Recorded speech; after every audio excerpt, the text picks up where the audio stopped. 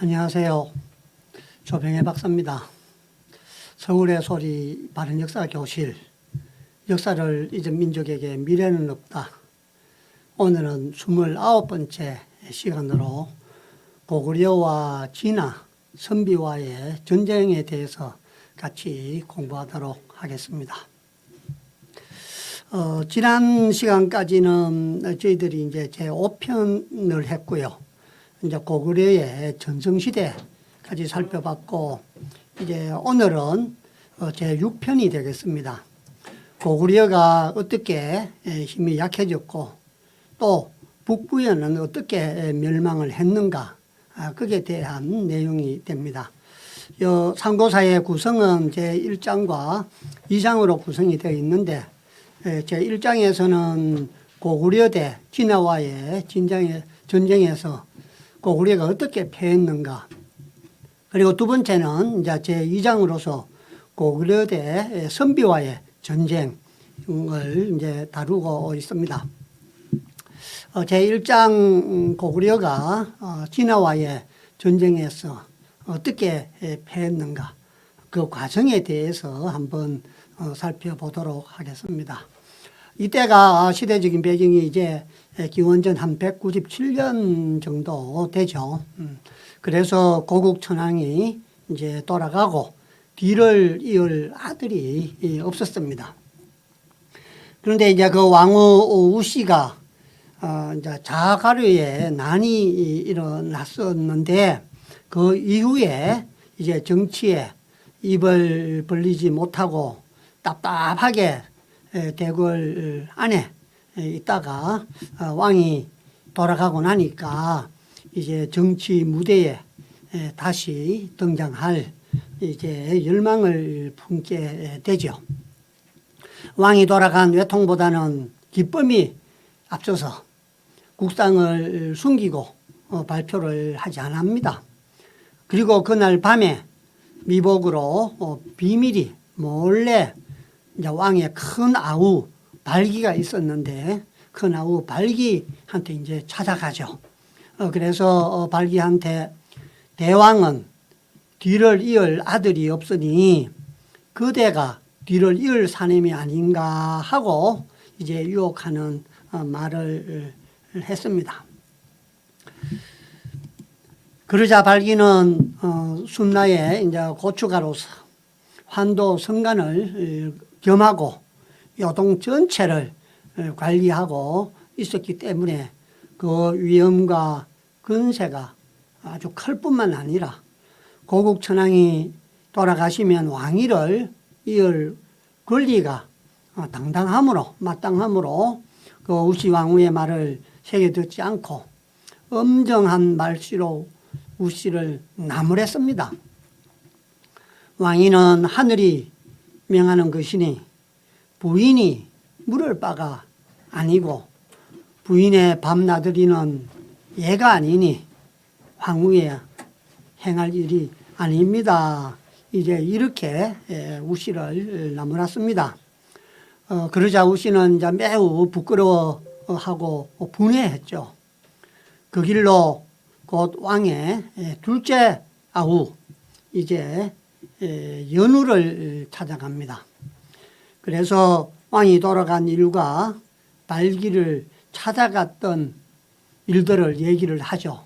그리고 핀잔받은 일들을 하나하나 전부 다 호소를 합니다. 그러자 연우가 크게 기뻐하고 우씨를 맞아들여 밤잔치를 베풀죠.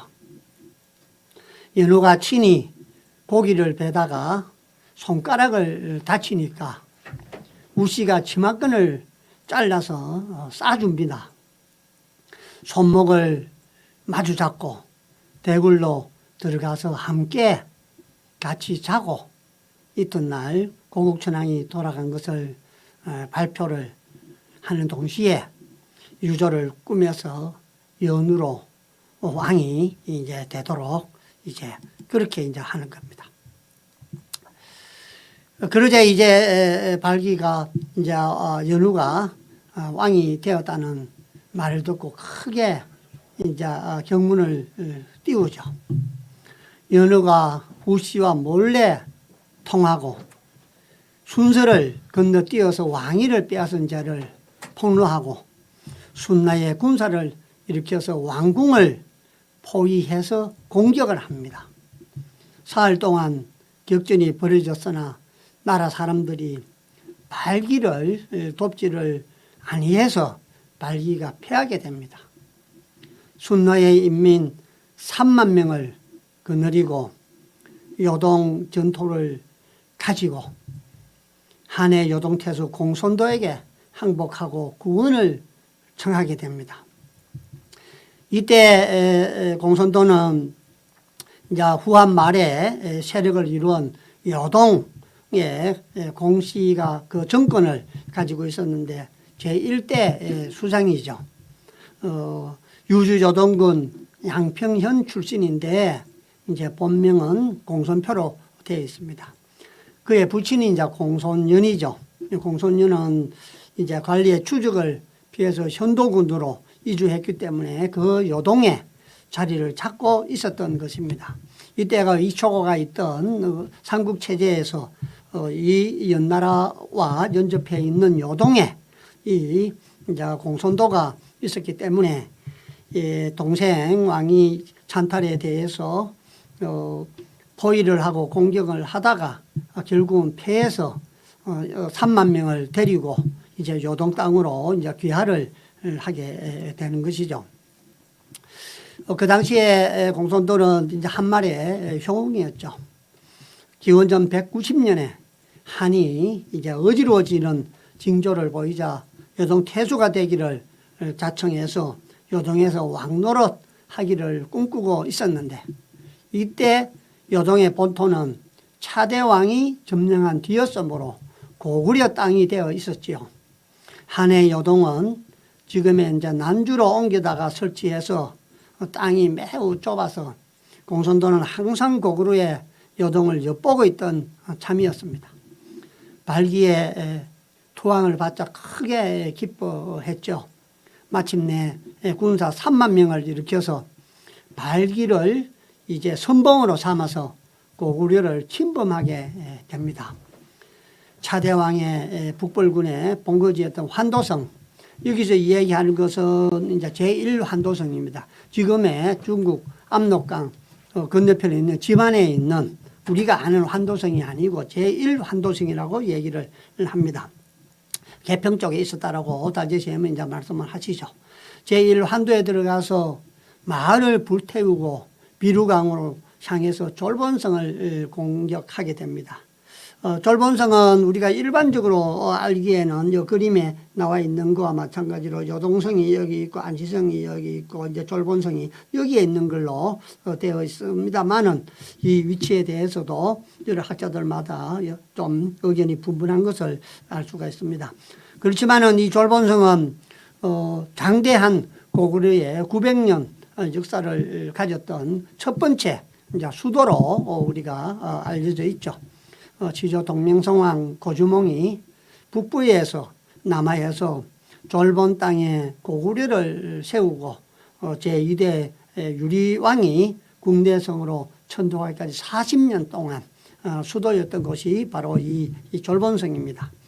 그래서 여기에 이제 3만 명을 데리고 발기를 선봉으로 해서 이 이제 비루강으로 향해서 졸본성을 공격했다는 것입니다. 여기에 나와 있는 비루강이 이제 비루수를 얘기합니다. 비루수의 위치에 대해서는 조금 이따가 한번 설명을 하도록 하겠습니다.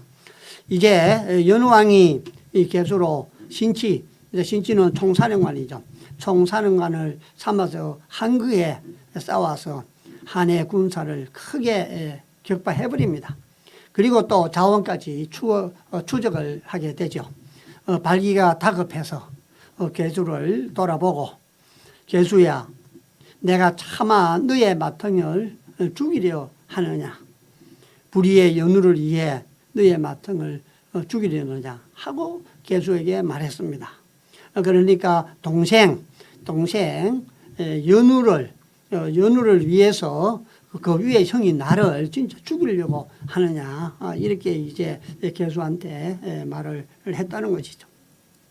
그러자 연후가 비록 불의하지만 연후가 왕자리를 찬탈한 것은 불우하지만 너는 외국에 항복해서 외국 군사를 끌고 와서 조상과 부모의 나라를 유린하니까 연후보다 네가 더 불의하지 않느냐.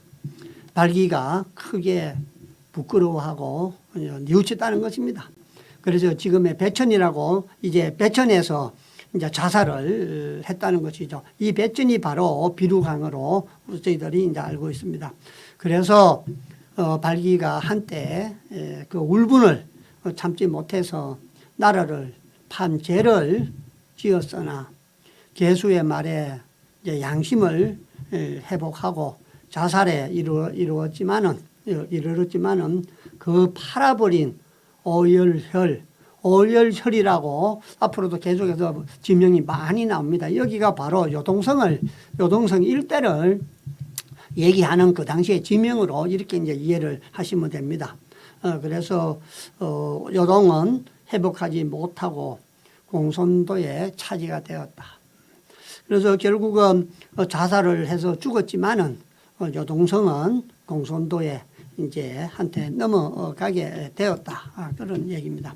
그래서 드디어 공손도는 요동왕이라 이제 자칭하고 요동 전역을 이제 요동과 요중과 요서로 이렇게 이제 세서로 만들고 바다를 건너서 동네의 여러 고을, 지금은 이제 연태 쪽이라고 보면 되겠습니다. 연태 등기를 점령해서 한때 강력한 위엄을 자랑하게 되었다라는 얘기죠. 이때 이제 연후왕은 지금의 환인, 홍강상류, 지금은 이제 안고성이라고 얘기를 하죠. 홍강, 여기에 이제 나와 있는 강이 홍강이 됩니다. 이 앞에 얘기했던 비루수, 비루강, 백산에서 발원해서 흐르는 비루강의 한 줄기가 이제 홍강이 되죠. 그래서 홍강 상류 환도성을 옮겨 설치하고 그곳을 이제 서울로 삼으니까 제2의 환도성이다. 예. 그래서 요동을 내어주고 제1 환도성에서 제2 환도성으로 이제 옮겼다는 얘기입니다. 그래서 이제 전투가 있었던 비루강은 이제 지금의 홍강을 말하기도 합니다. 홍강의 상류라고 보면 되겠죠. 홍강은 이 지역을 대표하는 하천으로 백산, 여기가 백산이죠. 이 백산에서 발원해서 흘러 내려오는 것이죠. 동쪽으로부터 발원하여 서남으로 흘려서 백산, 통화를 거쳐 한인에 이르러 남쪽으로 방향을 틀어 서행하다가 압록강과 합류하는 매우 긴 물길이다. 홍강은 위사화, 부의강, 신기하, 육하도 등 여러 개의 지류를 가지고 있습니다. 그래서 여기가 바로 이제 압록강이 되겠고, 여기 비루수가 홍강을 거쳐서 압록강으로 흘러 들어오는 것을 우리가 알 수가 있습니다. 그렇게 하고 이제 그 두 번째로는 이제 동천왕이 이제 제1 환도성을 회복합니다. 다시 요동 쪽에 이제 개평 쪽을 다시 이제 차지하는 그래서 이제 경영을 하는 내용들을 이제 기술하고 있습니다. 연후왕이 형수 우시의 손에 이제 왕위를 얻고 우시로 왕후를 삼았는데 오래되지 않아 우시가 나이가 많음을 싫어해서 이제 두통촌이라는 이제 아름다운 후녀인데 이제 후녀는 그 사람 이름입니다. 네. 후녀에게 몰래 장가를 들어서 이제 소후를 삼아서 동천왕을 낳게 됩니다. 기원전 227년에 이제 연후왕이 돌아가고 동천왕이 왕위에 올랐죠. 이때 진화는 이제 중원 쪽은 이제 세 개의 세력이 나누어져 있었죠. 그게 바로 위오촉이 되겠습니다. 그래서 위나라는 조조죠. 조씨가 업편, 지금의 이제 지계성을 얘기하죠. 지계성에 도읍을 해서 지금의 양자강 이북을 차지하고, 이제 오나라는 오씨는 송근이 건업을 해서 지금의 강소성 남경에 도읍하여 양자강 이남을 차지하고 그 다음에 이제 촉은 유씨 유비의 성돈이 지금의 사천성 주변에 성도를 도합해서 지금의 이제 사천성을 차지했다. 그리고 이제 네 번째로 좀 전에 얘기한 이제 공손도가 양평을 중심으로 해서 지금의 요양에 도읍을 해서 지금은 나나 쪽과 요동 반도를 차지하고 있었다. 이쪽을 이쪽을 이제 차지하고 있었다는 얘기입니다. 그래서 여기가 바로 이 시대가 바로 삼국지 시대죠. 삼국지 시대. 그래서 지금 앞으로는 이 삼국의 관계와 우리 고구려의 관계가 어떻게 됐는가 이것도 단재 스님께서 잘 설명을 해주고 있습니다. 그래서 이 세 나라와 삼국지와 삼국과 이제 요동 공손도가 세운 요동에 이제 이런 세력이 형성을 하고 있었다 그런 얘기가 됩니다. 고구려는 이제 공손씨와는 적국이고 빼앗긴 땅에 이제 영토를 확장한 게 공손도니까 공씨와는 적국이고 촉과는 거리가 또 너무 멀어서 교통할 수가 없고 이제 위나라하고 오나라 위와 오나라 두 나라와도 왕래가 거의 많이 없었죠. 많이 없었는데 기원전 233년에 공손년이 간소한 깨로 위나라하고 오나라하고 두 나라 사이에서 이익을 이제 취하려고 했는데 그때 오나라의 임금 송근에게 사신을 보내서 표를 올려 신나라하고 함께 위를 공격하기를 청했다는 겁니다. 그러니까 송근이 크게 기뻐해서 사신 허미 등으로 하여금 수천의 군사를 주어서 공손년에게 보냈습니다.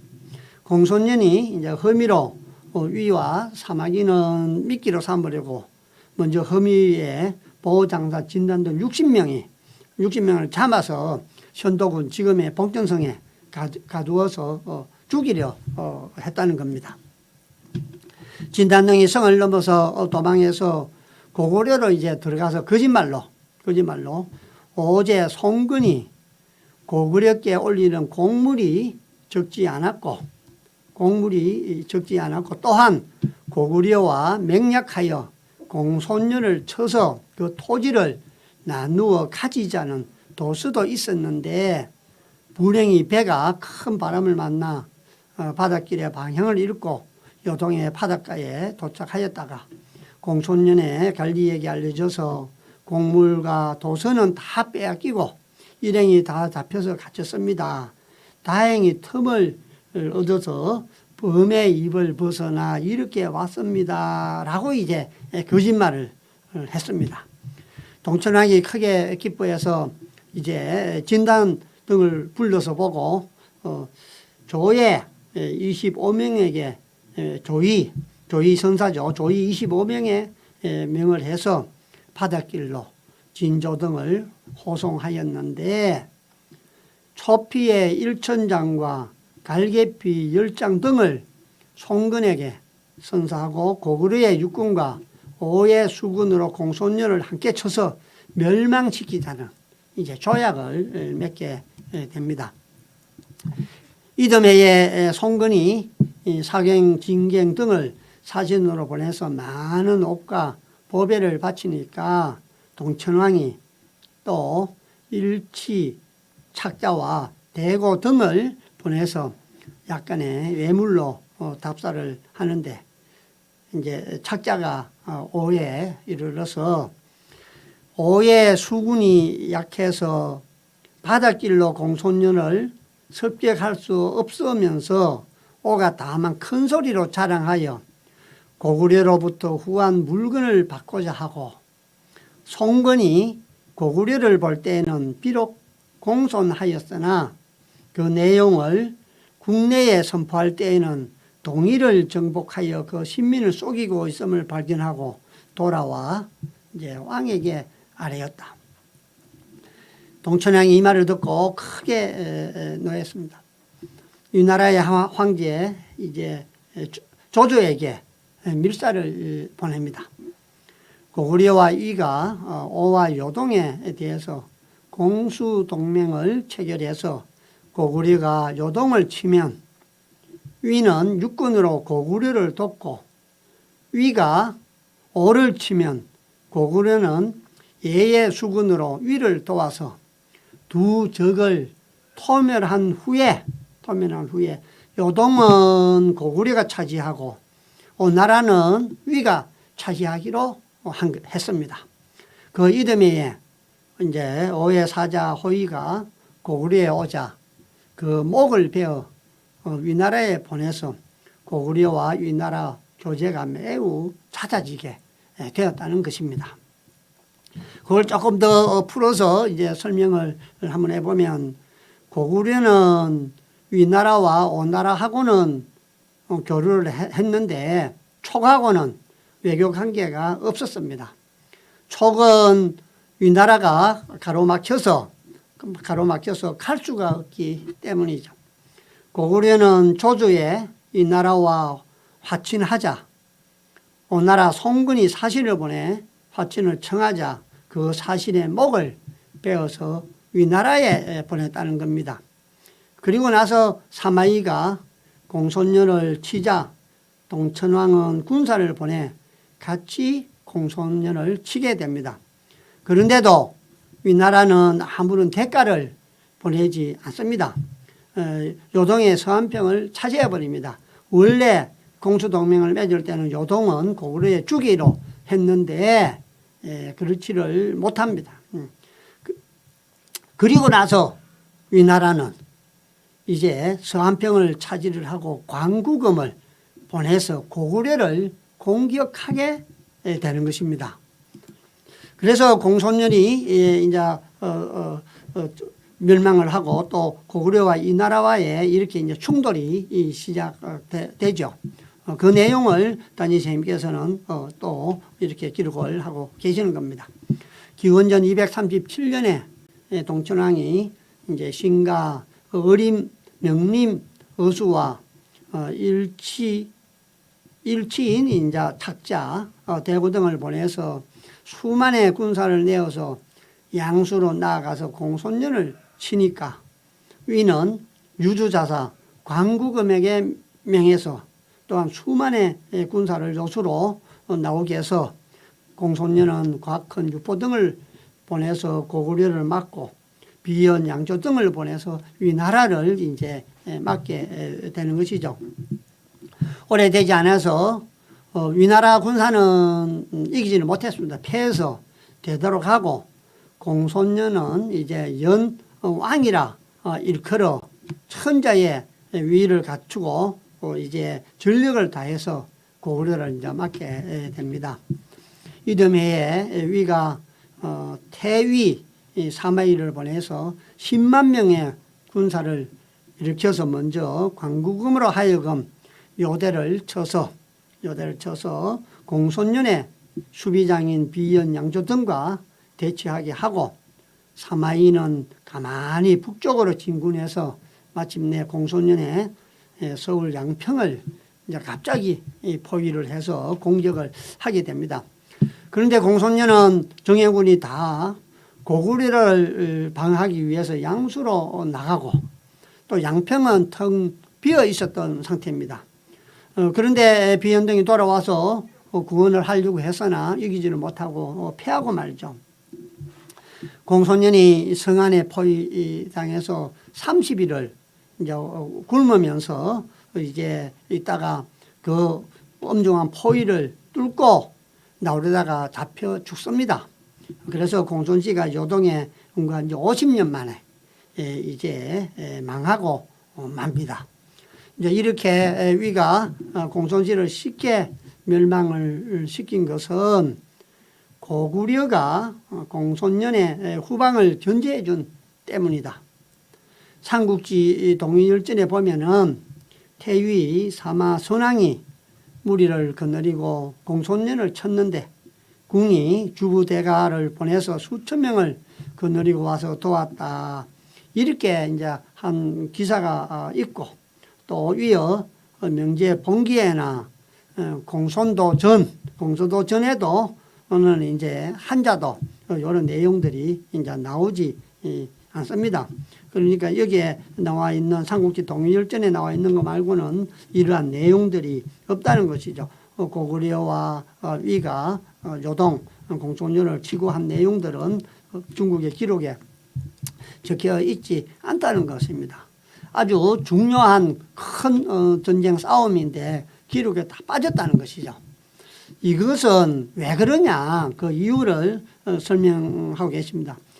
그것은 전해들은 역사가 고유의 국내 일은 자세하게 기록하고 외국가의 일은 간략하게 기록하는 그 필법을 지킨 것이다. 이렇게 설명을 합니다. 필법에 대해서는 지난번에도 이제 말씀을 들었죠. 춘추필법을 얘기합니다. 중국이 역사를 기술하는 방법입니다. 이게 일반화돼서 동양의 역사 소술 이제 수사법으로 이렇게 많이 알려져 있죠. 춘추필법에서는 사건과 인물에 대한 이제 정확한 묘사보다는 수사법 자체에서 비롯되는 이제 일종의 완곡어법으로 평가를 대신하는 것입니다. 예컨대 부정적으로 평가되는 사람은 실제보다 자기를 깎아서 기록하는 이제 그런 이제 방법들이 되죠. 요 뒤에 보면은 다시 또 한 번 더 이런 중국이 역사를 왜곡한 부분이 나옵니다. 그때 춘추필법의 이런 수법에 대해서는 뒤에서 좀 더 자세히 설명을 하기로 하겠습니다. 고구려 봉기에는 위에 태부 선마왕이 무리를 거느리고 가 이를 도왔다 하였으니 사마일을 사마선왕이라고 한 것을 보면 삼국지 통일전의 본문을 그대로 옮겼다 적었음이 분명한데 수천 명을 1,000명이나 고친 것은 무슨 까닭인가. 이제 전해와 우리의 역사의 사실에 관한 기록에 시마를 참작하여 아래와 같이 정리한다 합니다. 위가 공손녀를 토별해서 요동의 전부가 항복을 하자 위는 고구려에 대한 맹약을 배반하고 땅 한쪽도 이제 고구려에 돌려주지 아니하므로 동천왕이 노해서 자주 군사를 일으켜서 위를 토별하여 서한평을 이제 함락을 시킵니다. 여기에 서한평에 대해서도 많은 논란이 있습니다만은 일단 단재 선생님께서 여기에 나오는 설명에 근거해 보면은 이제 서한평은 지금의 압록강이 바다로 들어가는 어기라고 하니 이것은 한서 지리지에 의한 것이지만은 공손년이 왕성할 때 고구려와 오위의 교통이 늘 서한평 때문에 바닷길로 통하였으므로 이때의 서한평은 대개 양수 부근이 옳다.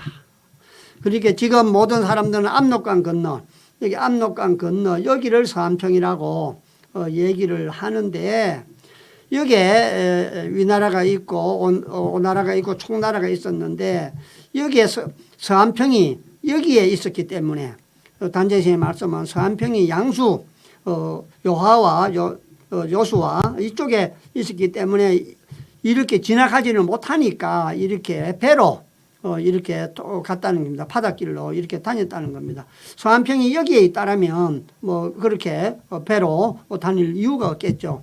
그래서 고대의 지명은 매양 천이가 찾은 것이다. 지명 이동설을 얘기를 하는 것이죠. 고대의 지명은 이렇게 많이 이동해 갔기 때문에 서한평은 여기에 있는 것이 아니고 여기에 있는 것이 맞을 것이다. 이렇게 단재 선생님은 이제 말씀을 하십니다. 이런 이제 그런 경위를 거쳐서 요동을 서한평을 고구려가 차지하니까 이제 위나라에서 광구금을 통해서 이제 다시 침략을 하게 되는 것입니다. 기원년 245년경에 유가 돈천왕의 자손 침입을 이제 걱정하면서 유주 자사 광구금을 보내서 수많은 군사로 침략해 오므로 왕이 비루수해서 이를 맞아 싸워서 광구금을 크게 격파하여 3,000명의 목을 베고 양 몇 곳까지 추격해서 또 3,000명의 목을 베었다. 그러니까 광구검이 245년에 이제 쳐들어왔는데 어쨌든 간에 크게 무찔러서 6천 명을 이제 목을 베었다는 얘기입니다. 왕은 이제 위나라의 많은 군사가 우리의 적은 군사만 또 못하다 하고 여러 장수들이 후방에서 싸움을 이제 구경하게 하고 왕이 몸소 철기 5천 명을 거느리고 진격했는데 광구검 등이 우리 군사가 적은 것을 보고 죽을 힘을 다해서 설전을 벌여서 전진해 오므로 왕의 군사가 퇴각을 하게 됩니다. 그리고 뒤에 있던 군사들이 다 놀라서 당황해서 무너져서 참패를 하게 됩니다. 그래서 이때 상한 군사가 1만 8천 명이다. 3천 명, 3천 명, 6천 명을 목을 베고 그냥 자만해서 군사들을 후방에 남겨놓고 철기 5천 명을 거느리고 직접 나갔는데 광구검의 군사들이 군사가 6천밖에 5천밖에 안 되는 걸 보고 죽을 힘을 다해 싸워가지고 1만 8천 명을 이제 쳐부쉈다는 얘기입니다. 왕이 1천 기병을 거느리고 압록으로 달아나니 광구검이 드디어 환도에 들어와서 대궐과 민가를 다 불태워버리고 역대의 문헌들을 씌워서 위로 보내고는 장군 왕기로 하여금 왕을 쫓게 하였다. 이때 우리 고구려의 문헌들이 다 사라져버린 것입니다. 그래서 광구검이 수레로 이 문헌들을 다 싣고 가가지고 없애고 조작을 했다는 것입니다. 이거는 지난번에도 한번 말씀을 드린 적이 있죠. 장군 왕기로 하여금 왕을 뒤쫓게 하였다. 왕이 중령에 이르렀을 때는 여러 장수들이 다 달아나 흩어지고 오직 동부의 미루가 왕을 시위하고 있었다. 여기에 중령도 저희들이 지금 이제 상주로 넘어가는 조령, 거기를 중령이라고 하는데 여기에 중령은 그 중령이 아닙니다. 그런데 일본 조선사 편수에서는 이 중령과 지금 여기에서 얘기하는 중령을 그대로 갖다 놓은 것을 우리가 알 수가 있죠. 뒤쫓던 군사가 급히 달려와서 형세가 매우 이제 위급하게 됐죠.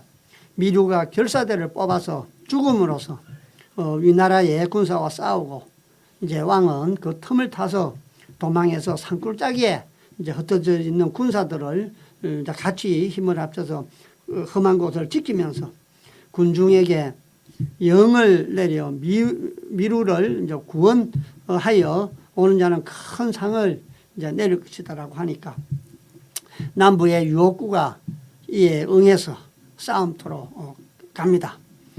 미루가 기진해서 땅에 엎드러져 있음을 보고 들썩고 오니 왕은 자기의 넓적다리살을 베어서 미루에게 먹입니다.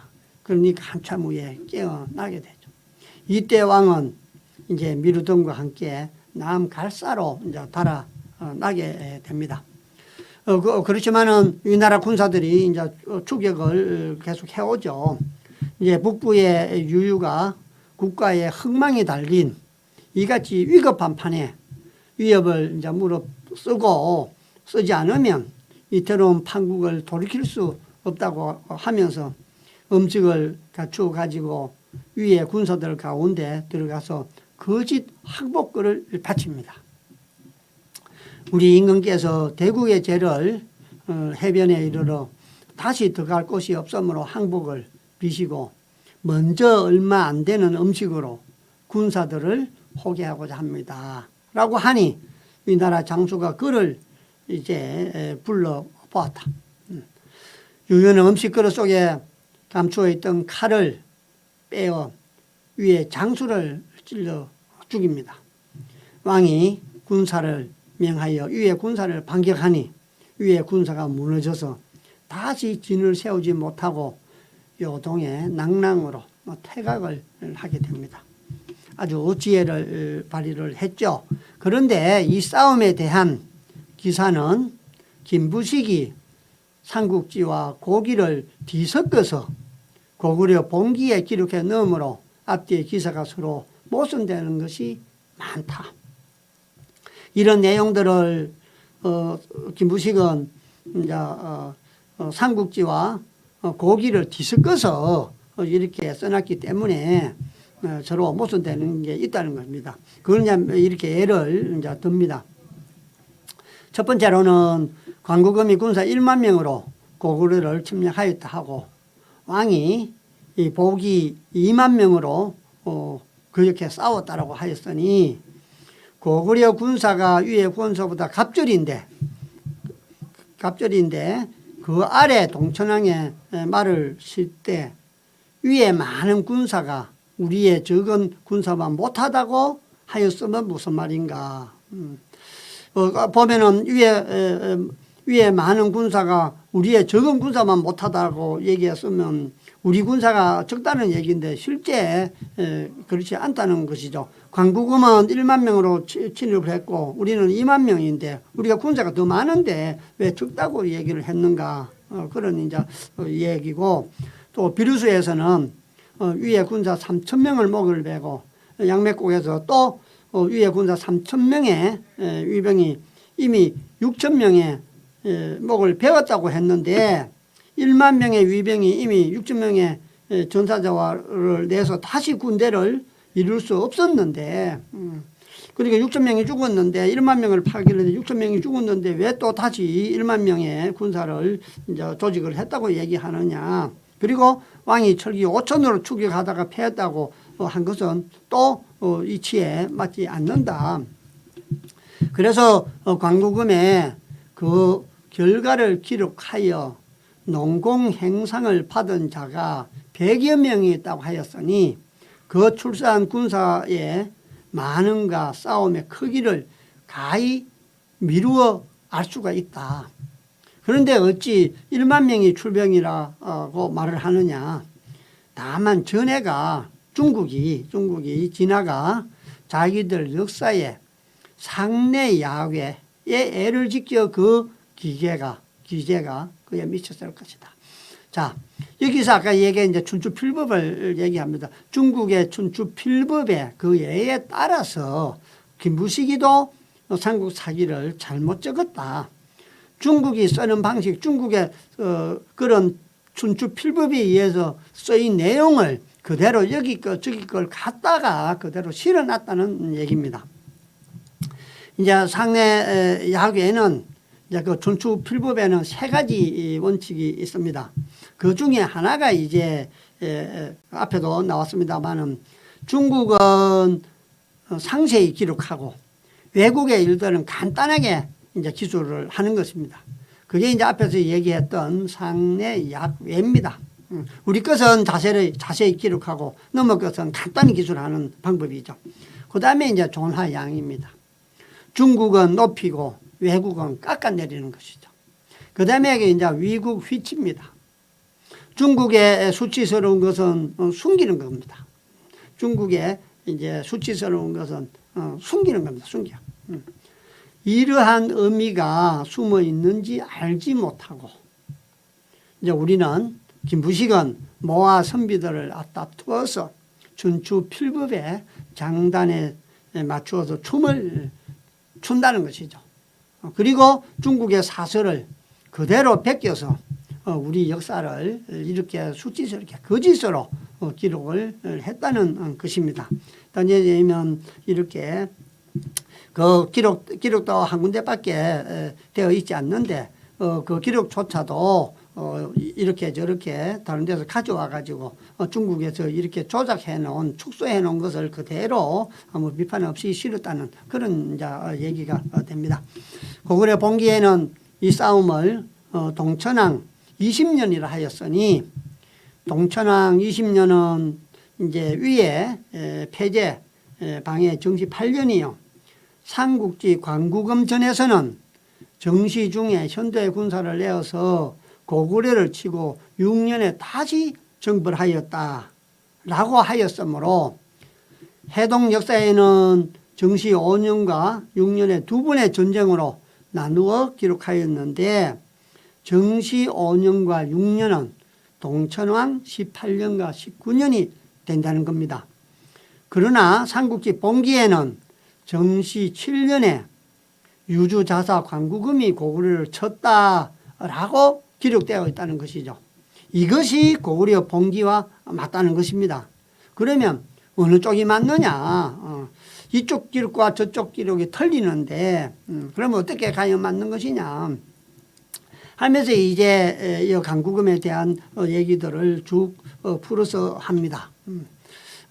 옛날 사료만 의하지 안 하고 단재 스님께서는 그 당시에 1905년도 1905년도에 일어난 일들까지 이제 조선 상고사에 그대로 이제 적으시죠. 최근 905년에 905년입니다. 905년에 청해 지반현 지사 아무개가 지반현 판성역 고개에서 판성역 고개가 있습니다. 판성역 고개에서 발견한 관구금의 기공비, 관구금의 기공비가 지반현에 있는 판성역 고개에서 이제 발굴이 됐습니다. 도로공사를 하다가 발굴이 됐습니다.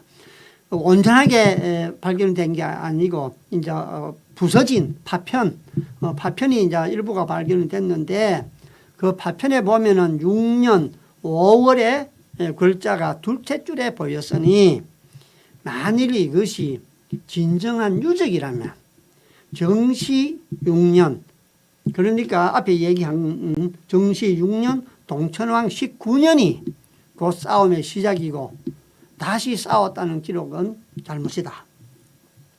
그러나 옛 청조의 인사들이 고물 위조의 버릇이 많아서 그러니까 옛날 유적들을 위조를 하는 버릇이 많아서 진화 중국의 현대의 빛을 보게 된 액비석이나 액귀화장이 거의가 다 가짜라 하니 그 비석의 파편은 아직 고고학자의 심정을 요할 것이고 고고학자들이 다시 조사를 해서 평가를 해야 될 것이고 서로 이것이 진짜 유적이라 할지라도 그것은 불례성의 명이요 환도성의 것은 아니다. 환도성은 아니라는 것은 이제 이렇게 설명을 하십니다. 왜냐하면 지반현의 환도성은 제3의 환도성이다. 처음에 개평에 있었다가 그 요동군한테 쫓겨서 이제 두 번째 환도성으로 옮겨왔고 두 번째 환도성에서 다시 여기에 동천한테 패해서 다시 천도한 게 제3의 환도성이다. 그런데 이 3의 환도성은 동천왕 때에는 아직 건축도 되지 않았기 때문에 이에 대해서는 이상에 이제 자세히 기록하겠다면서 이것은 환도성에서 발견이 됐다. 환도성 지역에서 발굴이 됐지만 그때는 환도성이 생기기도 이전의 일들이다. 그렇기 때문에 그것은 거짓말이다. 이렇게 말씀을 하시고 그것은 뒤에 사람들이 이렇게 조작을 해놓은 것이다. 이렇게 이제 말씀을 하십니다. 그래서 지금 그 이후에 이제 최근에까지 이제 연구된 내용들을 보면은 이게 그 관구금 기공비의 파편이죠. 그래서 이제 요게 두 번째 줄에 그렇게 이제 실려 있었다는 얘기고요. 그래서 이 내용들을 보면은 저 도로공사 중에 발견됐고 좌우 쪽으로 떨어져 나가서 완전히 내용을 파악할 수 없고 그리고 이제 요 판독이 가능한 부분 요 부분만 내용을 보면은 이제 제1행과 2행과 3행과 이렇게 제5행 제6행 하나 둘 셋 넷 다섯 써서 6행에 이런 이제 기록이 있을 뿐이다. 그래서 이 비가 새겨진 연대에 대해서는 245년설과 246년설이 있지만은 대체로 245년으로 보고 있다. 뭐 그 얘기는 바로 245년이라고 얘기한 것은 19년 그러니까 앞에 얘기한 동천왕 19년 5년이 되니까 이제 여기 19년 동천왕 19년이 이제 된다고 단재 스님은 말씀하셨고 지금까지 연구된 내용도 그렇게 되어 있는 것을 이제 우리가 알 수가 있습니다. 그 다음에 이제 제2의 환도성이 파괴된 후에 이제 평양성으로 이제 옮겨가게 된다는 것이죠. 그래서 결국은 개평 쪽에서 시작해서 요동으로 해서 이렇게 이제 평양으로 이제 환도를 하는 이런 이제 과정을 우리가 알 수가 있습니다. 그래서 제2의 환도성이 파괴되자 동천왕은 그의 서북쪽 정번의 웅대한 마음이 찬재가 되어서 지금의 대동강 평양으로 도읍을 옮기게 되는 것입니다. 이것이 고구려가 처음으로 이제 남천 남쪽으로 옮기게 되었다는 것이죠. 평양 천도 이후에는 이제 대세가 변한 것이 두 가지입니다. 평양으로 오고 나서 두 가지가 이제 달라졌다는 것이죠.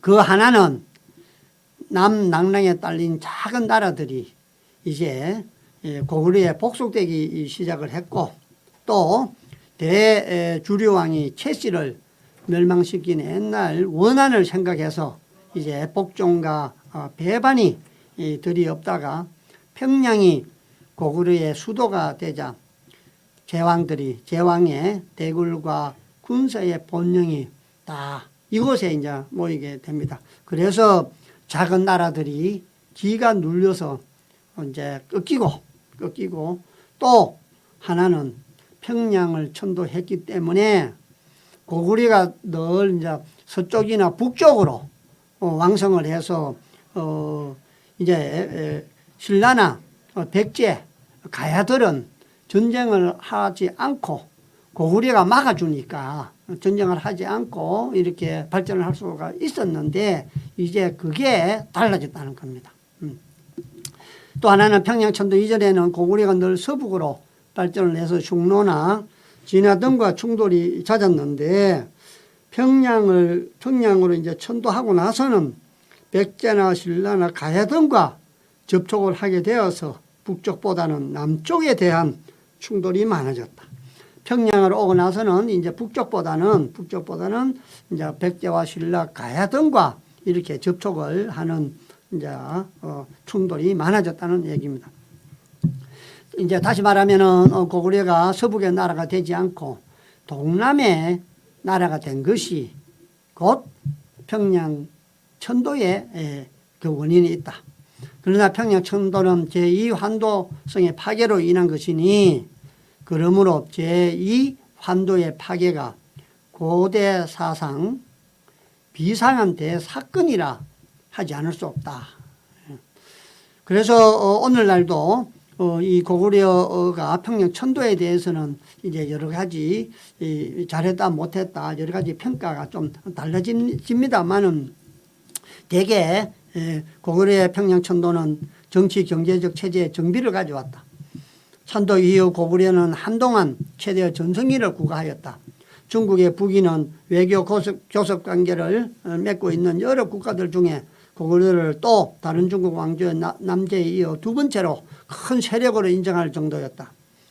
한편 고구려의 천도는 남쪽에 인접해 있던 백제 신라에게 큰 위협이 되었다.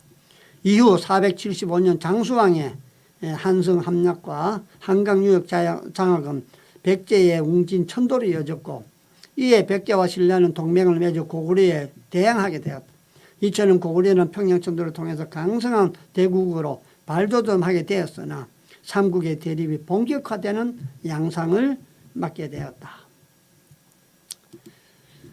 이렇게 이제 평양으로 이제 내려온 것까지 말씀을 드렸고, 그러면서 이제 북쪽은 충돌이 이제 많아지지 않았다고 얘기를 하는데 이제 선비 모용과의 이제 전투는 불가피하게 이제 피할 수가 없게 됩니다.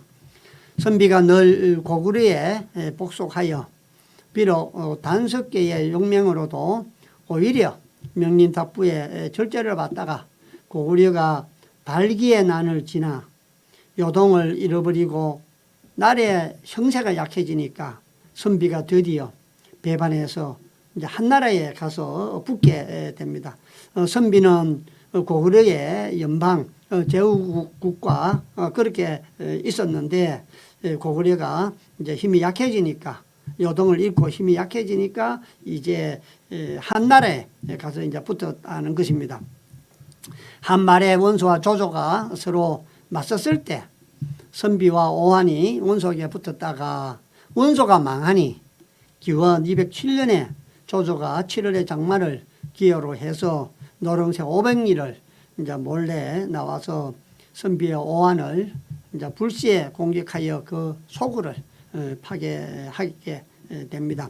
오한은 이제 마침내 망하고 선비는 그 뒤에 가비능이라는 이가 나타나가지고 다시 강대해지기 시작을 합니다. 그래서 자주 한해 유주와 병주를 침략했는데 한해 유주자사 왕웅이 자격을 보내 가비능을 암살하였으므로 선비도 다시 쇠약해지기 시작했다. 기원 250년경에 선비가 우문씨, 모용씨, 단씨, 척발씨 네 부로 나누어서 서로 자웅을 다투더니 모용씨에 모용외란자가 있어서 용감하고 깨가 뛰어나서 부족이 가장 강성했는데 창녀, 태극성, 지금의 이제 동몽고 땅 특묵 우익의 부근을 근거지로 삼아서 사방을 노략질을 하였다. 이때 진화의 위초고 세 나라가 다 망하고 진해 사마씨가 진화를 통일하였으나 자주 모용외에게 패하여 요소 일대가 소란하지 않는 날이 없었다. 그렇게 위초고 삼국지, 우리가 아직도 벼서도 때리는 삼국지는 잠깐 동안 있었다 사라졌고 우리의 삼국지는 그 중국의 삼국지를 처음부터 끝까지 포용하고 그 이후에 우리는 이제 삼국지 올해까지 이제 지속이 되죠. 삼국지와 연관돼서 우리의 삼국지를 이야기한다면 후백제 후삼국 그게 이제 고려를 건국하는 과정에 그 삼국지와 비슷한 내용이 됩니다. 그래서 우리가 위초고가 대단한 나라고 오래 간 것 같지만은 실제로는 이제 그렇지 않다는 것이죠. 역사가들이 왕왕 모용 씨가 운구한 창녀를 지금의 이제 난주라고 얘기를 하지만은 진서의 무제 봉기에 보면은 모용애가 여창을 침노하였다고 한 것을 보면 위에 창녀는 지금의 난주가 진의 창주가 아니다. 곧 나중에 모용의 아들 모용왕이 서울한 용성과는 멀지 않은 땅일 것이다. 그래서 지금의 창녀는 우리가 이야기하는 난주가 아니고 이제 용성일 것이다. 이렇게 이제 말씀을 하십니다. 이제 그 고구려와 관계돼서 그 오른쪽에 있던 이제 북부여. 우리가 참 북부여는 우리나라 역사에서 아주 중요한 위치입니다. 삼국이 다 북부여로부터 나왔고 이 북부여의 건국이 상당히 우리 고조선 고구려와 함께 북부여가 이렇게 융성하고 또 북부여가 망하고 그게 삼국으로 이어지고 이런 것들을 우리가 잘 알아야 되는데 실제 북부에 대한 연구는 그렇게 많지 않죠. 그런 반면에 단전 선생님께서는 여기에 하나의 이제 장으로 우리 선비 얘기를 하면서 북부여가 어떻게 성해졌고 어떻게 또 망했는가 거기에 대해서 쭉 이제 설명을 하십니다. 북부여는 앞에서 얘기한 것과 같이 조선 여러 나라의 문화 원천의 나라이다. 그러나 신라 고구려 이래로 압록강 북쪽을 잊어버리고 나서는 그 북부여를 우리 조선 영역 밖의 나라라고 생각을 해서 그 역사를 정리하지 않았다. 그래서 북부여가 우리한테 잊혀진 것이다. 해모수 왕 이후로 그 칠한의 성세를 알 수 없거니와 다행히 진화의 역사가들이 자기들의 정치적으로 관계된 내용들은 그 사실들을 몇 마디나마 기록을 해놨다. 거기에서 대강을 알 수 있다. 그걸 지금부터 이제 설명을 하겠다. 이렇게 말을 끄집어냈습니다. 좀 전에 말씀드린 것과 마찬가지로 북부여는 이제 해모수가 세운 부유적 계통의 국가죠. 후에 헤브르 왕이 세운 동부여와 구분하기 위해서 이제 북부여라고 저희들이 부르죠. 마지막 왕은 잔왕이면 494년에 이제 멸망을 하게 되죠. 북부여와 동부여는 원래 하나였는데 애초에 북부여와 동부여는 존재치 않았고 어려왕 때에 부여의 일부 세력이 부국적으로 도피하고부터 북부여와 동부여가 나누어졌다. 이렇게 일반적으로 보고 있습니다. 그래서 빨리 좀 하면은 후한 안제의 영조 초 5년 기원 112년에 부여왕이 보병과 기병 7, 8천을 거느리고 한해 낭랑에 진입해서 관리와 백성을 죽이고 약탈을 하였다. 그래서 한 나라가 세운 낭랑을 침범을 했다는 겁니다. 기병 7, 8천 명이. 이것이 곧 역사에 보인 북부여와 애국에 대한 용병의 실초일 것이다. 그래서 이것이 곧 역사에 보인 북부여의 애국에 대한 용병의 실초이다. 외국과의 싸운 그리고 또 이렇게 나타나는 것이 처음이다. 영광 5년 기원 121년에 부여왕이 아들 이구태를 보내서 한해 군사와 힘을 합해서 고구려, 마한, 예, 음루 등을 격파하였다고 했으나 이듬해에 한이 차대왕에게 화의를 청하고 배상을 비단으로 바친 것을 보면 북부여와 한이 고구려를 격파했다는 것은 거짓 기록이다. 지난번에 돈을 바치고 이렇게 화해를 했다는 얘기는 말씀을 드렸지 않았습니까? 그죠? 그렇기 때문에 그게 견주어 보면 이 말은 거짓말이다. 기원 136년에 이구대왕이 2만의 기병으로 한해 현도군을 습격하고 공손도가 요동왕이 되어서는 부의 강성함을 두루해서 종실의 딸을 이제 아내로 삼아서 고구려와 선비에 대한 공수동맹을 맺으니 이구대왕은 마치 고구려의 차대왕처럼 가장 상무한 임금이고 또 그가 왕위에 있는 동안 해모소 위호 북부의 유일한 전성시대다. 그러니까 북부여의 가장 전성시대는 위구태 왕 시절이다. 그거는 고구려의 차대왕과 같을 정도의 아주 상무한 임금이었다.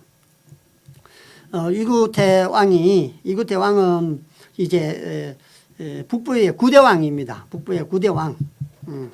주변에 고구려와 선비가 강성함으로 요동 지방을 중심으로 해서 세력을 떨치던 공손탁의 이제 종려를 이제 부인으로 맞아서 공손씨와 유대를 강화하면서 이제 안정을 깨었죠. 그가 죽은 뒤에는 아들 관이거가 왕위를 이제 계승을 했습니다. 그래서 여기 이제 관이거 왕도 아들이 없어서 마여가 정의를 했는데 오가 중에 우가가 반영의 마음을 품었다. 우가의 형의 아들 왕실에 충성하고 나라의 일에 부지런하고 나라 사람들에게 재물을 잘 베풀어서 인심이 그에게 돌아갔다.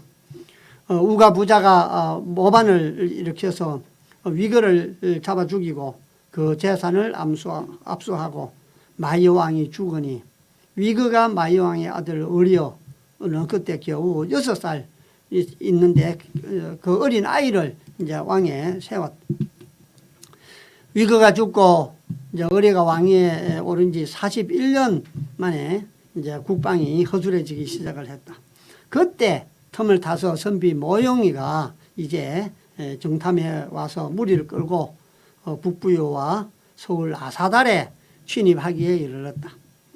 모용이가 진입하니 어려왕은 수비가 허약하여 막아내지 못할 줄 알고 칼을 빼어 자살해서 나라를 망친 죄를 국민에게 사과하고 유서로 태자 의뢰에게 왕위를 전하여 나라 회복에 힘쓰게 했다.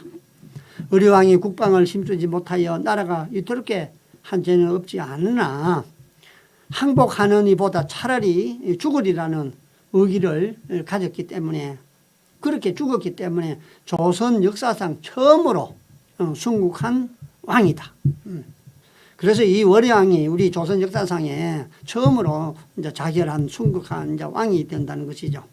그래서 비로소 뒷사람의 기억에 남겼으니 어찌 성하의 맹세를 맺어 구차스럽게 생명을 보존하려는 용렬한 임금들에 비할 수가 있겠는가. 이렇게 단재 선생님은 나라를 잘못 다스려서 위태롭게 한 죄로 자기가 스스로 목숨을 끊은 의뢰왕을 우리 조선 역사상 처음으로 순국한 왕으로 이제 기록을 합니다. 의뢰왕이 자살을 하고 나니까 이제 월화가 서갈사, 지금 이제 개원 부분이죠. 숲속으로 달아나서 결사대를 모집해서 선비의 군사를 쳐 물리치고 험한 곳을 직전해서 새 나라를 세웠다. 이 새 나라를 세웠던 게 이제 바로 동부여를 건국을 했다는 얘기입니다. 네. 아사다는 왕금 이래로 수천 년 문왕의 고도로서 역대의 진기한 보물뿐 아니라 문은 또 많았다. 신지의 역사며 이두문으로 정한 풍월 등이 있었고 왕금의 태자 부루가 하우를 가르쳤다고 하는 금간 옥접에 쓴 글도 있었다. 모든 선비의 만병의에 타버리고 말았다. 광구검이 고구려의 역사책을 수레로 다 실어가 버렸고 그 다음에 또 여기에 쳐들어와서 이 아사달에 있었던 많은 신지며 금관 옥척이며 진기한 보물들 또 우리 태자 부루가 하우를 가르치고 국경을 정하고 했던 그런 것들을 다 없애버렸다. 뭐 모형 선비와 모형의 얘기, 부의 얘기들은 제가 좀 정리를 해놨습니다만 시간이 없는 관계상 그냥 지나가겠습니다. 그 다음에 이제 고구려의 이제 명장 달가 얘기를 이제 또 쭉 연결해서 하고 계십니다. 선비가 북부에 진입하기 6년 전에, 그러니까 기원전 280년에 고구려는 예여 반란이 있었다.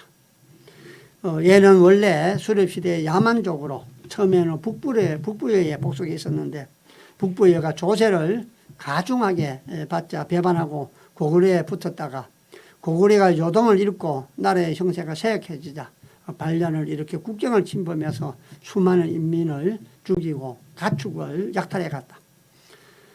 서천왕이 크게 걱정하고 장수가 될 인재를 구하니까 여러 신하들이 왕의 아우 달가를 추천을 했는데 달가는 기묘한 계교로 예의 소굴을 습격해서 그 추장과 600~700명의 집을 포로로 하고 부여 남쪽에 오천으로 옮기고 그 여러 부락의 항복을 받으니 서천왕이 달가를 안국군에 봉했다.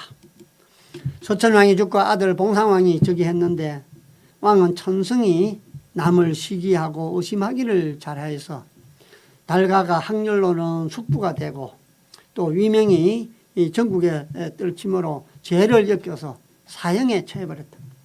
국민이 모두 눈물을 흘리며 안국군이 아니면 우리가 예매가 난리에 죽은 지가 오래되었을 것이다라고 슬퍼했다는 것입니다. 여기에 나오는 달가는 고구려의 왕인 서천왕의 아우이자 봉상왕과 돌구의 숙부로 고구려를 침략해서 백성을 괴롭힌 숙신족을 무찌른 전쟁 영웅입니다. 용맹과 지략을 겸비한 명장이었습니다. 삼국사기에는 본명이 달가로 언급되지만은 서천왕으로부터 받은 자기 안국군이라는 이름으로도 언급되죠. 죽은 후에 많은 백성들이 그의 죽음을 슬퍼했다는 기록을 보면 용맹함에 좋은 인품과 덕을 겸비한 명장으로 보입니다.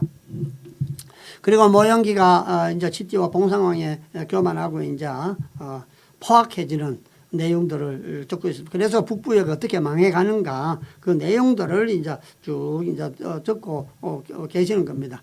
그래서 모형에는 이제 일대의 효응에 뛰어난 이제 왕이었다.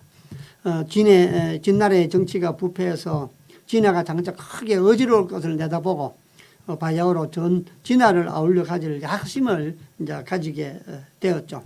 그래서 동쪽에 고구려를 꺾지 못하면은 어떻게 하나 하는 이제 걱정이 이제 많았었죠. 그리고 이제 북부여를 격파한 뒤에는 이제 그 힘을 가지고 고구려를 이제 침략을 하려고 하죠. 그런데 안국군의 유명해로 안국군이 워낙 뛰어난 명장이 있기 때문에 주저하다가 이제 안국군이 죽었다는 말을 듣고 크게 기뻐하면서 기원전 292년에 이제 날랜 군사들을 모아서 고구려 신성을 이제 침범하게 됩니다. 그래서 이제 이 신성은 우리 이제 북부 소영 권호자가 500명 기병으로 이제 모형의 군사를 돌격해서 깨뜨리고 이제 왕도 구해내고 했습니다. 왕은 기뻐하고 권호제 자기를 이제 북부 대형으로 이제 이렇게 임명을 하면서 첫 번째 침략은 잘 이제 막아냈습니다. 그런데 또 다음 해에 또 공격을 해 옵니다.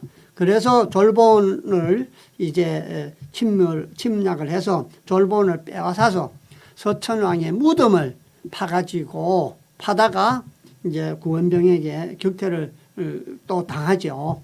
그래서 모영씨가 이렇게 자주 침노해 오므로 걱정이 많아. 그래서 이제 신가 창조리가 이제 얘기를 합니다. 북부 대영 신성의 성주 권호자는 지혜와 용맹이 다 완전한 장수인데 대왕께서는 권호자를 두고 어찌 선비를 근심하십니까? 이렇게 이제 왕에게 건해서 권호자를 신성의 이제 태수로 삼습니다. 권호자가 백성을 사랑하고 군사를 단련하고 여러 번 모형의 침략군을 격퇴하고 그러니까 이제 국정이 안정화가 됩니다. 모형의 군사가 다시 이제 침략을 하지 못하니 봉상왕은 또 교만에 빠집니다. 방자해져서 여러 해 또 흉년으로 국민이 굶주리고 피로해져 있는데도 불구하고 나라의 인부들을 징벌을 해서 대궐을 짓기를 시작합니다. 그러니까 국민들이 자꾸 달아나고 인구는 자꾸 줄어들고 이런 이제 상황에 도달합니다. 기원전 300년에 이르러서 왕이 여러 신하들이 그렇게 하면 안 된다라고 얘기를 하는데 다 물리치고 나라 안에 15세 이상의 남녀를 죄다 징벌을 해서 이제 궁궐을 건축하는데 이제 불이입니다. 그러니까 이제 신가 창조리가 다시 간청을 합니다. 천재가 잦아 농사가 되지 않아서 나라 안의 인민이 장정은 사방으로 흩어지고 노약자는 구렁에 빠져 죽는데 대왕께서는 이를 돌보지 아니하시고 굶주린 백성을 몰아 토목의 역사를 시키니 이는 임금의 할 일이 아닐 뿐더러 하물며 북쪽에는 강적 모형씨가 있어 날마다 우리의 틈을 엿보고 있는데 대왕께서는 깊이 생각하시기 바랍니다. 임금이 백성을 아끼지 아니하는데 신하가 임금을 간하지 아니하면 충이 아니므로 신이 이미 신가의 자리에 있어 말할 것을 숨길 수 없어서 아뢰입니다. 이렇게 이제 왕한테 얘기를 합니다. 그러자 왕은 임금은 백성이 우러러 보는 것이니 임금이 사는 대궐이 웅장하고 화려하지 않으면 백성이 무엇을 우러러 보겠소? 신가는 백성을 위해 명예를 구하지 마오. 죽지 않으려거든 다시 말하지 마오. 이렇게 얘기를 합니다. 창조리는 봉상왕이 잘못을 고치지 않은 줄 깨닫고 비밀리에 동지들하고 언론을 해서 왕을 폐합니다. 그래서 이 봉상왕은 처음에는 숙부 달가를 죽이고 또 그 아우 돌고를 의심해서 죽였는데 돌고의 아들 얼불이 화가 자기에 미칠 줄 알고 달아났었죠. 달아납니다. 봉상왕은 그 뒤에 여러 번 이제 울불을 찾았으나 찾지를 못했죠. 얼불은 도망하여 성명을 갈고 몸을 팔아 수실촌 사람 읍내의 집에서 머슴살이를 하는데 읍내가 이를 매우 고되게 시킵니다. 이 부분은 지난번에 제가 총론에서도 잠깐 말씀을 드린 적이 있었습니다. 낮에는 나무를 하고 밤에 쉬려고 하는데 집 주인이 개구리가 울음소리에 잠을 못 자니까 개구리를 돌을 던져서 밤새 개구리를 잡아라고 시킵니다.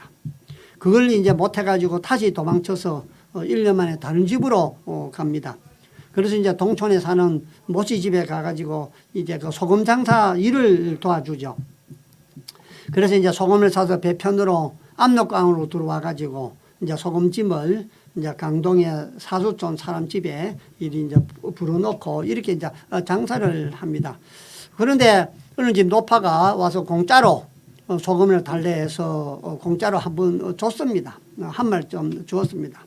그런데 이 노파가 양이 너무 적다고 해서 자꾸 더 달라고 보탰습니다. 그런데 이제 얼굴은 줄 수가 없죠. 그래서 이 노파가 앙심을 품고 이제 소금 그 가마니 안에다가 몰래 신발 한 거리를 이제 묻어 놓습니다. 그래서 얼굴이 그 집을 떠나오자 뒤쫓아와서 소금 가마니를 뒤져서 신을 찾고 이 사람을 이제 절도로 몰아가지고 압력죄에 고소를 합니다. 그래서 얼부는 태형을 맞고 소금을 이제 그 노파한테 빼앗깁니다. 얼부는 이제 소금 장사도 할 수 없고 머슴살이도 할 곳이 없어서 이 동네 저 동네 다니면서 이제 거지 생활을 하게 됩니다. 옷은 너덜너덜하고 얼굴을 보기에도 아주 파리하고 옛날에 왕손인가 하는 의심이 들 정도죠. 이때에 이제 신가 창조리가 봉상왕을 죽이고 임금이 될 인재로 차례로 이렇게 이제 모두 다 올려서 이 얼굴이 가장 합당하다 해서 얼굴을 이제 왕으로 이제 삼으려고 찾게 되는 것이죠. 그래서 그들은 이제 찾으러 나선 사람들은 비류수에 이르러서 이제 얼굴을 만납니다. 소우가 얼굴의 그 어릴 때 모습을 알고 있었기 때문에 그에게 나아가서 절을 하고 얘기를 합니다. 지금 임금이 무도함으로 신가 이하 여러 대신들이 의논해서 지금 임금을 패하고 왕손을 세우려 하여 찾아왔습니다. 그리고 다시 지금 임금이 인심을 잃어 나라가 위태로우므로 여러 신하들이 왕손이 품행이 단정하고 성격이 인자하시어 조상의 업을 이을 만하다고 바라는 마음이 간절하니 왕손은 의심치 마십시오 하고 데리고 와서 창조리의 동지 조맹남 집에 숨겨두게 됩니다. 가을 9월에 창조리가 봉상왕을 따라서 후산에 가서 사냥을 합니다. 이제 모의를 한 것이죠. 그래서 갈대 잎을 따서 가세 꽂고 외쳤습니다.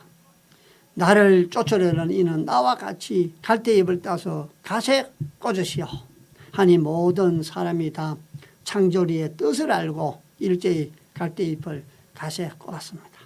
이게 신호였죠. 이때 창조리가 여러 사람들과 함께 봉상왕을 패하여 딴방에 가두니 왕은 죽음을 면치 못할 것을 스스로 깨닫고 그의 아들 형제와께 목을 메어 자살했습니다. 얼굴이 왕위에 오르니 이가 바로 미천왕입니다. 그래서 미천왕이 가장 아주 훌륭한 왕으로 되어 있습니다. 그래서 지금 우리 사전에 한번 찾아보면 민천왕은 몰락한 왕족으로 어린 시절 큰 고생을 겪었지만 유전 시절 자신의 아버지를 제거해야 했던 큰아버지인 봉상왕을 국상 창조리의 도움으로 처단하여 고구려의 15대 임금이 되었고 영토 확장 및 왕권 안정화로 고구려의 발전에 크게 기여한 태왕이다. 즉 고구려 전성기의 뿌리를 마련한 명군이 동시에 한국사 최악의 고인 능욕을 당한 비운의 군주이다. 고인 능욕을 당했다는 얘기는 나중에 이 나라군이 쳐들어와 가지고 묘를 파야해쳐 가지고 시신을 훼손을 하는 것을 말합니다. 그래서 그 일도 당했습니다. 요 일도 뒤에 보면 잠깐 나오는 것을 알 수 있습니다. 그래서 이제 이 미천왕이 요동의 전투를 계속 이제 합니다. 그래서 계속 이기고 이제 선비를 축출해 나는 게 또 선비를 멸망을 시킵니다. 기원전 197년 이제 차고 처음에 이야기한 거죠. 발기가 반란을 일으키고부터 370년 경인 고국 원왕 말년에 고구려 중립시대의 미천왕일 때는 이 중세 시대 중에서 가장 이제 왕성한 때였다. 저자가 일찍이, 저자는 이제 단재 선생님이죠.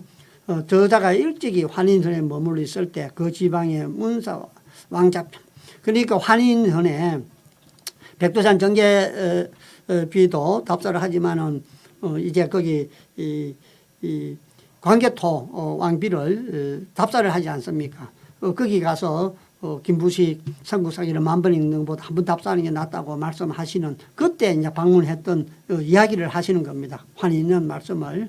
그래서 있을 때 그 지방의 왕자평이라는 이제 문인을 만났는데 만주 사람이죠. 그 사람한테 얘기 들은 것을 이제 여기 기록을 하셨습니다. 고구려의 고대에 우글로란 대왕이 있었는데 그가 아직 왕이 되기 전에 불우하여 사방으로 돌아다니며 글식을 할 때 가죽으로 신을 만들어 신었는데 지금도 만주에서 가죽신을 우글로라고 하는데 지금은 이제 만주 사람들이 신는 노동자들이 신는 신을 우글로라고 합니다. 하면 그 대왕의 이름으로 이름 지어진 것입니다. 그 대왕이 그렇게 글식하도록 공경하였지만은 늘 요동을 되찾을 거라는 생각을 가지고 있어 요동 각지를 돌아다닐 때 산과 내에 험하고 평탄한 것, 길에 멀고 가까운 곳을 알기 위해 풀씨를 가지고 다니면서 길가에 뿌려 그 지나간 길을 기억했으므로 지금 요동 각지의 길가에 우글로란 풀이 많이 있습니다라고 하였습니다. 이 말을 전해 들었는데 우글로가 얼불과 음이 같고 또 고구려 제왕 중에 초년에 글씨가 니가 얼불뿐이니 우글로는 아마 미천왕 얼불이 한미할 때의 이름으로 생각이 된다. 이렇게 말씀을 하십니다. 미천왕은 지금 300년부터 331년까지 무려 31년 동안을 왕위에 있은 제왕이고 그 31년 동안의 역사가 곧 선비 모영씨와 혈전한 역사다. 간략하고 허술한 고구려 본기와 허황하고 과장된 진설을 합해서 그 진설에 가까운 것을 뽑아 왕의 역사를 서술하면 대략 아래와 같다. 그래서 단재 선생님께서는 이 미천왕 영토를 확장하고 가장 훌륭하신 이 미천왕의 그 업적을 이제 여기저기에서 있는 것들을 뽑아서 정리를 하면 아래와 같다고 합니다. 그 첫 번째가 현도의 회복입니다. 현도성을 점성해서 이제 회복한 것입니다. 즉위하고 나서 2년에 현도성을 격배해서 8,000여 명을 포로로 하여 평양을 옮기고 16년에 현도성을 점령을 했다는 것입니다. 그 다음에 이제 낭랑의 회복입니다. 한무제가 설치한 사군 중에 하나, 이 낭랑을 이제 미천왕이 회복을 했다는 것입니다. 그 내용을 이렇게 쭉 이제 기록을 해놨습니다. 그래서 그 과정, 그래서 위나라와 위진과 뭐 여러 가지 얘기들을 다 기록에 근거해서 이렇게 다 회복한 것을 말씀을 하십니다. 그리고 이제 요동에서의 전성 싸움을 수차례 해서 다 이긴 그 미천왕의 업적을 기록합니다. 요동의 군치는 양평, 다시 말하면 지금의 요양이니 진서에 의하면 미천왕이 요동을 공격하다가 자주 패하고 물러나고 도리어 맹약을 청하였다고 하였으나 양서에는 얼불이 자주 요동을 침범하되 모용애가 제어하지 못하였다라고 하여서 모용애가 늘 미천왕에게 패한 것으로 기록되어 있어 두 책이 서로 모순된다. 한쪽에는 진서에는 미천왕이 자주 패했다라고 되어 있고 그 다음에 또 양서에는 또 모종애가 또 패했다라고 되어 있다. 이렇게 이제 서로 틀리는 것이다. 그러나 이제 진서는 폐했다라고 되어 있는 그 진서는 당태종이 지은 것이고, 당태종은 요동이 아무쪼록 진하의 요동임을 거짓 증명하여 저희 나라 신하와 백성을 고무해서 고구려의 요동에 대한 전쟁열을 일으키려 하여 전대의 역사적인 사기, 한서, 후한서, 삼국지 등에 기록되어 있는 조선 열국 그 중에서도 특히 고구려에 관계되는 문건을 많이 고쳤으니 하물며 그 자신이 지은 진서에서 더 말할 수 있어야. 그러니까 당태종 때 지은 진서는 원래 다 조작되어 있는 거지만은 자기와 관계되는 일이기 때문에 거꾸로 적어놨을 것이다. 그러나 양서에 기록되어 있는 것이 오히려 진실하고 현도와 낭량은 이미 차례로 정복되었으니 겨우 몇 현밖에 남지 않은 요동도 고구려에 되돌아왔을 것이지만은 아직 충분한 증거가 없으므로 이만하여 둔다. 아마 이렇게 추측이 되고 다 했지만은 뭐 그렇게 증거가 없기 때문에 요 정도로 해 둔다. 이렇다는 건. 그 다음에 이제 네 번에서 이제 극성전쟁입니다. 기원전 320년에 미천왕이 선비 유문씨와 단씨와 이제 진나라, 진해, 평주, 자사, 채비와 함께 연합해서 모용에 의해 서울 극성을 쳐들어갔다는 것입니다. 그래서 권호자가 봉상 5년 이후에 다시 봉기에 보이지 않는 걸로 봐서 그동안 죽었을 것인데 40년 만에 간단히 나타난 것도 의심이 되니까 이거 다 거짓말이다. 그래서 사실은 극성을 침범을 해서 다 이겼는데 여기 지금 중국에서 나와 있는 진서에 나와 있는 내용들은 이렇게 앞뒤가 맞지 않는다.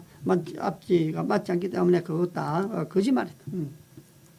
그리고 이제 제3의 환도성에 대해서 이제 말씀을 하십니다.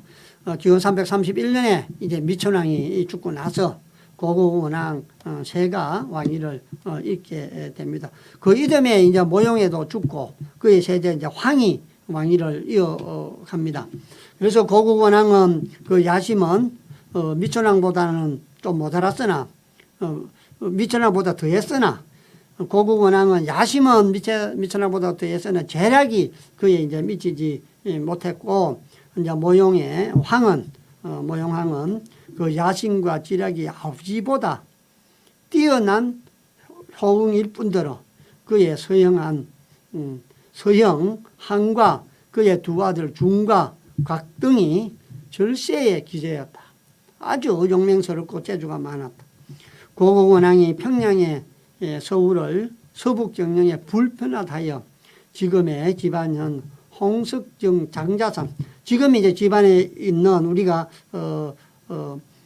환도성이라고 얘기하는 이제 홍석정자상을 이제 얘기하는 것입니다. 거기가 제3 한도이다. 태조왕 때에 왕자 수성이 쌓은 제1환도는 아직 적국의 땅은 되었고 동천왕이 쌓은 제2환도도 너무 적국에 가까이 있으므로 나아가 싸우기 편하고 물러나 지키기에 용이한 지방을 찾아서 가려서 서울로 하려고 하니 이 성이 바로 지금 집안에 있는 제 환도성을 쌓은 것이다. 그래서 모용왕은 고구원왕이 제3의 환도성에 천도하였다 말을 듣고 고구려가 장차 북벌할 것을 알고 먼저 고구려를 침범해서 타격을 줘야 된다. 그래서 겉으로는 고구려를 피해서 멀리 다른 나라 곳을 가정해서 고구려로 하여금 방비를 소홀히 하게 하고 또 극성 그 모용하니 우문씨는 비록 강성하나 실로 지킬 뜻을 가졌을 뿐인데 고구려는 그렇지 아니하여 우리가 만일 우문씨를 쳤다가는 고구려가 우리 뒤를 엄습할 염려가 없지 아니하니 먼저 고구려를 치는 것이 옳습니다. 고구려를 치자면 두 길이 있습니다. 하나는 북지로부터 환도성을 향하는 북도역, 또 하나는 남협과 목조로 향해서 환도성을 향하는 남도가 있습니다. 북도는 평탄하고 넓으나 남도는 험하고 좁아서 고구려가 남도보다 북도를 더 엄중히 방비할 것이니 우리가 먼저 일부 군사를 내어 북도로 침입한다 걸고 가만히 대군을 내어서 남도를 공격하면 환도성을 깨뜨리기 쉽지 않을 것입니다 하고 하는 이 계획을 적혔다. 그래서 북도에는 군사를 조금 보내서 북도로 진입하는 체하고 많은 군사들을 남도로 보내면은 이 환도성을 쉽게 점령할 수 있다는 계략을 채택을 합니다. 그래서 그렇게 이제 황해 군사 모형황해 군사 한수가 고구려 왕이 이제 그렇게 작전을 쌓는 것을 이제 고구원왕이 보고를 받게 되죠. 그래서 그 계획을 이제 모릅니다. 모르고 이제 고구원왕은 5만 명의 군사를 북도에 배치를 합니다. 그리고 이제 그 쳐들어오는 그 군사들을 목을 베고 1만 5천 명을 전멸을 시켰어요. 북쪽은 방어를 했는데 실제 본진은 남쪽으로 들어오게 돼 있지 않습니까? 그래서 남쪽에서는 황해 군사를 만나서 크게 패합니다. 그래서 도망을 갑니다. 그러니까 결국은 환도성이 이제 적병한테 함락이 되죠. 그래서 왕후는 전부 다 이제 적병한테 포로가 되었습니다. 그리고 이제 모형왕은 환도성을 차지를 하게 되었고 왕을 이제 잡으려고 하자 왕이 이제 도망을 갑니다. 왕이 도망을 가죠. 그래서 이제 모형왕의 장수 한수가 고구려 왕이 비록 패해서 달아났으나 여러 성의 군병이 다 모여들면 넉넉히 우리 대군의 적수가 될 것이고 또 고구려의 국내에는 험한 산이 많아 추격하는 것이 위험하니 고구려 왕의 아버지의 무덤을 파서 해골을 가지고 그 모후에 아내를 잡아가면 그는 죽은 아버지와 살아있는 어머니와 아내를 되찾기 위해 할 수 없이 항복할 것입니다. 그런 다음에 은혜와 믿음으로 무마해서 그를 움직이지 못하게 한다면 장래 우리의 중원 경영에 아무런 장애가 없을 것이라고 했습니다. 그러자 모형왕이 그 말을 듣고 국고에 들어가서 역대 문헌을 다 불태우고 진귀한 보물과 재산을 약탈하고 성곽과 대굴과 민가를 모조리 파괴를 하고 미천왕의 능을 파서 그 시체와 왕태후 주씨 왕후 모씨를 싣고 돌아갑니다. 적병은 비록 돌아갔으나 죽은 아버지와 생모가 적국에 잡혀갔으므로 고구원왕은 부모를 찾아오기 위해 공손한 말과 많은 예물을 모형씨와 교제하고 하는 수 없이 진화 대륙에 대한 경영을 포기하게 됨으로 해서 수십 년 동안 약한 나라의 길로 가게 만다는 것이죠. 그래서 미천왕이 가장 위대한 왕이었음에도 불구하고 조선에서 처음으로 왕의 시세를 이제 훼손을 당하는 그런 것도 당했다라고 이제 앞에 말씀드린 것이 바로 이런 경위에서 일어났던 것을 알 수가 있습니다. 그래서 이렇게 고구 원왕 시절에 그 남쪽에 길을 열어줌으로 해서 그 옮겼던 그 환도성이 결국은 침략을 당함으로 해서 모형왕에게 파괴 당함으로 해서 이때부터 고구려가 이제 세미해지기 국력이 약해지는 이제 그런 시기가 되었다는 것입니다. 그래서 삼국사기에는 비록 이러한 관계들을 자세히 기록하지 못하였으나 본기의 지리지를 자세히 고찰해 보면 그 대강은 알 수가 있다. 그래서 삼국지에 이 이모가 다시 새 나라를 만들었다고 한 것은 제2의 환도성을 신축한 것을 가리키는 것이다. 중국의 삼국지에는 이런 내용들이 많이 없어서 내용을 잘 알 수가 없는데 그래도 그 본기에 나와 있는 지리를 잘 살펴보면 대강은 알 수 있다. 그 하나의 예로 삼국지에 이모가 새 나라를 세웠다는 것은 제2의 환도성을 쌓았다는 것을 의미하는 것이다. 이상의 기록들은 조선 사략과 삼국 사기에 보이는 것을 뽑아서 기록한 것이기와 진서는 이미 대략 말한 바와 같이 당 태종이 고구려를 헐뜯고 욕하기 위해서 허다한 사실 아닌 기사를 거짓으로 만든 것이 많은 글이다. 이런 것들은 다 중국의 춘추 필급에 의해서 만들어진 것을 우리 역사학자들이 그것을 구별하지 못하고 그대로 받아 쓴 것이다. 그래서 김부석이가 지은 삼국사기에도 이런 내용들이 많이 있다. 이렇게 말씀을 하십니다.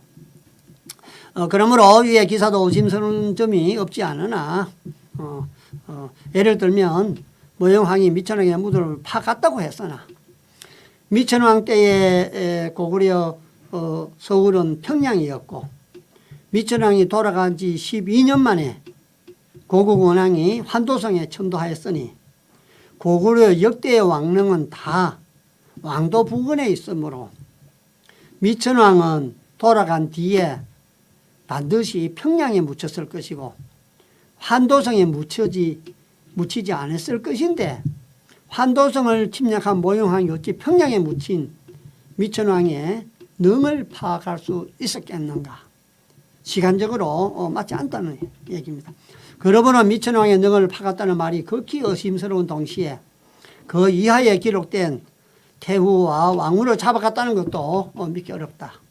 다만 이 뒤에 고구려가 30여 동안 모영이 멸망하기 이전까지는 다시는 진화 대륙을 경영하지 못했던 것을 보면은 모영 씨한테 크게 패하여 불리한 조건의 조약을 맺은 것은 사실이 분명하다.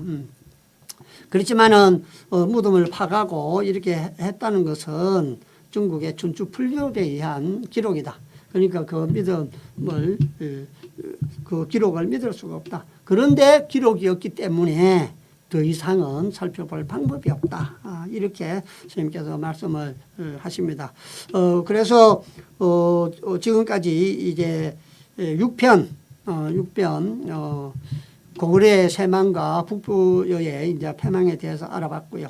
그 다음에는 이제 다음 시간에는 제 7편 고구려 백제 두 나라의 충돌에 대해서 한번 이제 살펴보겠습니다. 그러면서 이제 고구려가 북진 정책을 펴서 강개토 대왕이 이 북쪽을 이제 경략하는 것과 함께 선비 나라를 또 어떻게 정복해 가는가 거기에 대해서 살펴보겠습니다. 그래서 다음 시간부터는 7편 중에서 1장과 제3장을 살펴보는 그런 시간을 갖도록 하겠습니다. 오늘도 긴 시간 수고 많았습니다. 다음 시간에 뵙겠습니다. 수고했습니다.